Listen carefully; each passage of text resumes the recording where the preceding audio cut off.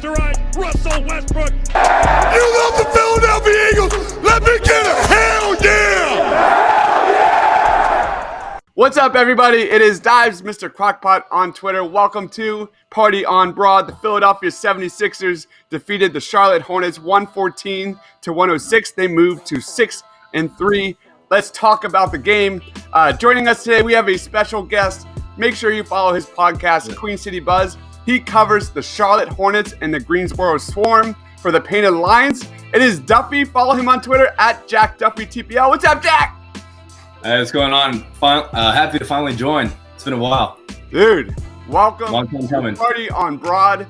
Can't wait to talk about the game. Also joining, we have another Jack. He goes by Jack Connoll. Follow him on Twitter at JackConnellTPL. What's up, Jack? What's going on? Great win over Duffy's Hornets. You know, it's a great day. Great bounce back over the Denver game. Ready to talk about it. Let's do it. Before we get started, I got to do a short shout out to our Blue Root TPL people. We got the Blue Coats and the Swarm playing each other tomorrow night. I'm sure we're going to do our Blue Root pod on that, right, Jack? Oh, yeah, more crossover content. Bring it on. Crossovers coming. All right, so let's talk about the Philadelphia 76ers. First thing, my biggest takeaway was that second half. They really seemed to click.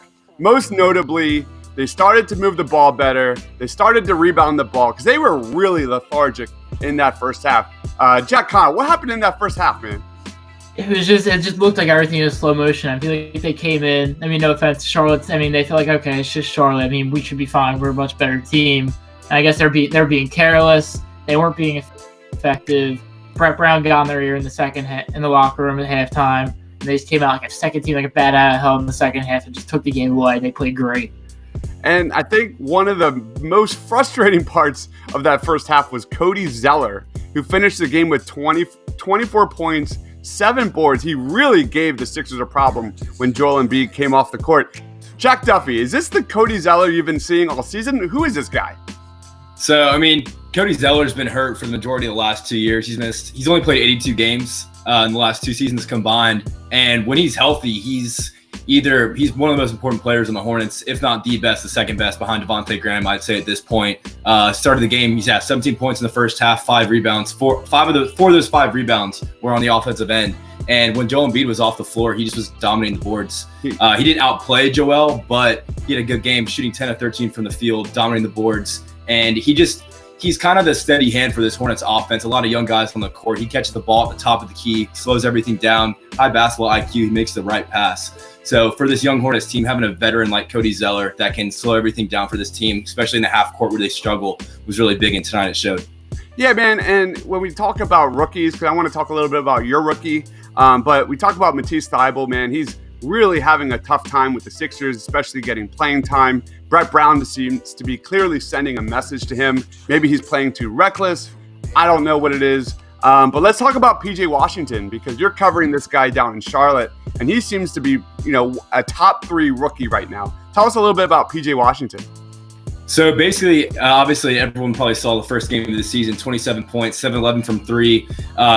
During the preseason, he scored at least 10 points in all 5 of their games. And just for this year, teams have started to scout against them, know they can shoot the 3, so they're kind of closing out on him there. But in college, his game was the mid-range and scoring out of the post. So when teams have started to come out, guard him on the 3, he's been able to score inside with that. He has a nice right-handed jump hook. And also on Tuesday, he struggled Thursday against the Celtics. Worst offensive game of the season. I think he shot 1 of 7, but he had 5 blocks. So he's just finding ways every single night to impact the game in different ways, which Brago has loved and has talked about tremendously through the start of the season. So, I mean, just from a rebounding standpoint, shot blocking, and then scoring inside, he can kind of do it all. And he's surpassed everyone's expectations. The expectation from Kupchak, Borrego before the season was he was going to start in Greensboro and play a lot of time there, but he blew the roof off of all of his expectations, and he's been a starter for this team, and he's going to stay that way for the majority of the year.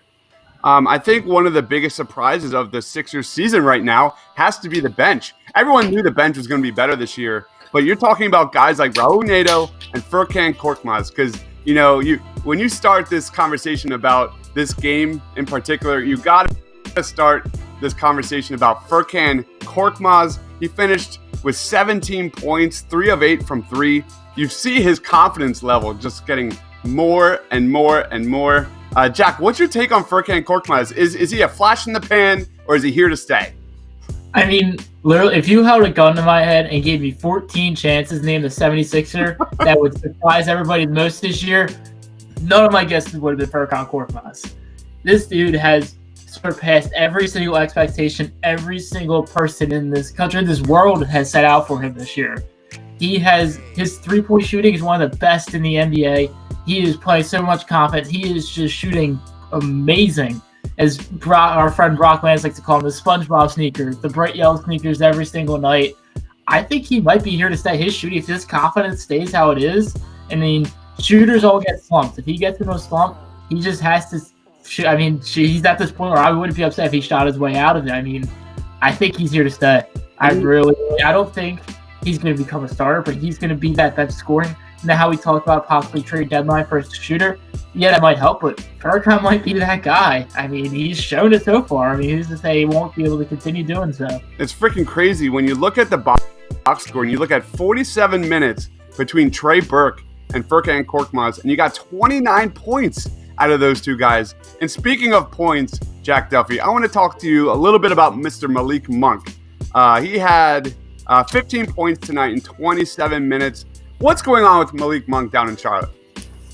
So the trend of Malik Monk, his first 3 years, is he shows you these flashes of games where you're like, all right, this guy is the guy we drafted him as the guy that scored 47 points against UNC as a freshman in Kentucky. But he can't do it night to night. He shows these flashes. He had that lob last night against the Pelicans where he threw it down. He had another one tonight that from half court after the timeout from Devontae Graham.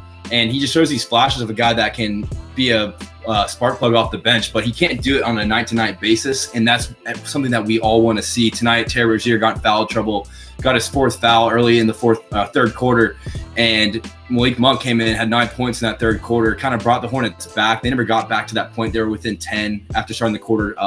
Sixers went on a 25-8 run to start the third quarter. They never really got back after that. It's been a consistent trend for the Hornets. Third quarters where their offense just goes into shambles. They get out of their pace. But Malik Monk was a big part of getting the team back at a certain point, and he's just been a big mystery. If consistency is the thing that he needs to have on a nightly basis, and if he can do that, he'll stay in the league. They gave him his fourth-year option this year, and we want him to play well. Everyone in Charlotte wants him to play well just because he's a high draft pick. They've kind of missed in that 8 to 12 range in the past. But yes, big mystery. Let's talk about a Sixers mystery because I can't put my finger on it. Jack Connoll, help me out with this one. Another 0-for-1 game from 3 for Tobias Harris. We signed this guy for a max contract. He needs to be a floor spacer. Why is he not shooting the 3? He didn't have a bad game by any means, but obviously, you know, when Ben Simmons comes back, Tobias Harris needs to hit the 3 and space the court. What's going on with Tobias? I mean, correct. I mean, he hasn't been really too amazing from 3 to start the year, but I mean, he's been okay.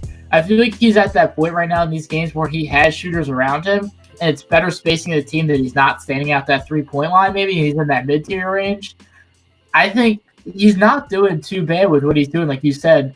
I mean, when Simmons gets back and he isn't still shooting that 3, that's probably going to be an issue, but I don't see that being a problem. Now, we can revisit that when that happens, but I really don't see as much of an issue. I think he'll go right back to where he was beforehand. I think he should start shooting more 3s than he has before. I mean, that's just going to come with time. I think overall, to sum up this game, Al Horford, Joel Embiid were both fantastic. Charlotte really had no answer for Joel Embiid when he was on the court tonight. What's the overall vibe, man? What are Charlotte Hornets fans saying down at the games right now? So when every single Hornets fan, everyone covering the team, you came into this year with zero expectations. Yeah. Young team, Kemba's not there. Terry Rozier has his contract. We'll see if he's going to live up to the contract. Cody Zeller hasn't been healthy in 2 years. Just all these, there's new guys and new roles. And Borrego in his first year and Kupchak in his first year last year as GM and head coach had to push for the playoffs with Kemba. Now this year they can establish their culture. They can bring in guys they want. They can play the style of basketball they want to play because with Kemba, ball dominant, can't play with high pace. Borrego wants to play with a high pace, which is they play a very aesthetically pleasing brand of basketball. High pace when they can, Defensively, they're very aggressive, and they've been shooting the 3-ball well and attacking the rim. And they've blown the roof off of expectations so far. I don't expect them to win over 40 games, but this year it's all about play development. That's what Brago has echoed constantly. Devontae Graham is, before coming into this game, averaged 17 points, 8 assists. Tonight, again, he had 19 points, 10 assists. He had a 20 assist, 10-point game last night against the Pelicans. So he's been their best player so far this season, shooting over 40% from 3 as well. So just with this team this year, they're a young team, they're fun, and they're kind of it's growth. This year's about growth, getting these guys, PJ Washington, Miles Bridges, Dwayne Bacon. Dwayne Bacon struggled this year, but it's just getting these young guys up, developing them, and then kind of doing what the Sixers done, Atlanta's done, Sacramento's done, build up those guys, get draft well, and then build up to hopefully a playoff team in the future. Oh, man, you're doing such an amazing job down there in Charlotte for the Painted Lines. Overall, really good game by the Sixers. They rebound when the Sixers are flying. They're rebounding the ball, they're moving the ball, and they're they're dominating that fourth quarter, which we saw tonight. Any last comments, Jack?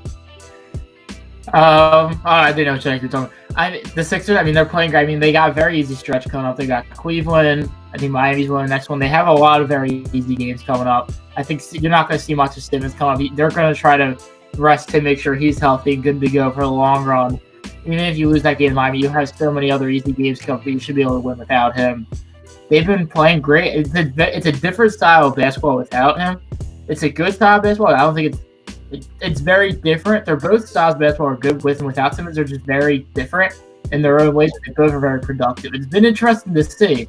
Now, let's see if maybe this style of offense they have currently will trickle into what they have when Simmons gets back. We'll see. I'm just excited to see. They've been playing great. The bench has been fantastic. Erkan's been great. Erk's been great. Ato's been great. The wings have been good. It's just everybody's playing good all around. I think more chemistry as they get along. They'll be doing just fine. People are complaining about these losses to these strong teams. You were on the West Coast run for a while.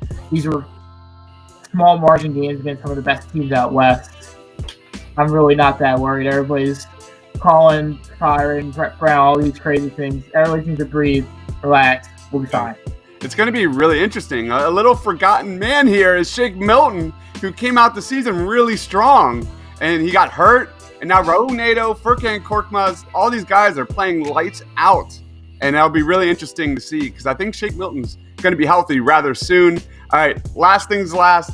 We are going to talk a little bit about the Blue Coats and the Greensboro Swarm because we have Mario Shayok and you have Kobe Simmons. I think it's what's going to happen tomorrow night, man. Is it going to be like first one to 40 wins? So with this Swarm team, they have 7 guys that are under 6'3", 8 guys under 6'4". They're a very small team. Joe Wolf wants to play a solid basketball where kind of exactly what the Hornets are doing, fast basketball. He said it on media day that he could throw a lineup out there with 3 point guards. And he said, I wouldn't be surprised if Kobe was playing the 4. And wow. Kobe's their best player. So they play fast. The Blue Coats have Pell. They just play this completely different styles of basketball tomorrow. So we'll see if the taller basketball wins or if the fast-paced, high three-pointers are going to win tomorrow night. So it'll be interesting. Kobe Simmons, first game last night, 22 points, 10 rebounds, 9 assists, played really well. And then Robert Franks, so both are two-way guys playing well. So it should be interesting tomorrow night. Yeah, man, can't wait. Mario Shayok had 34 points in 24 shots. The guy puts shots up, man. If you want to see, a guy putting up over 30 a game, check out the 76ers Fieldhouse.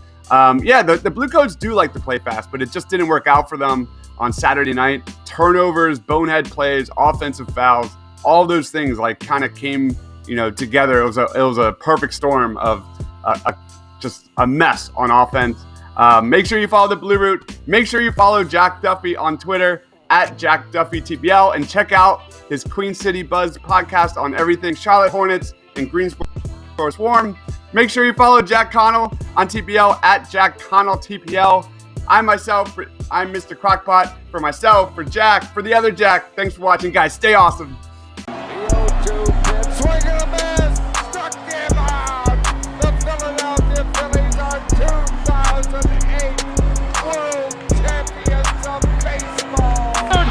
Sixers win it! Wow! Oh, man, and being just posterized, Russell Westbrook. You love the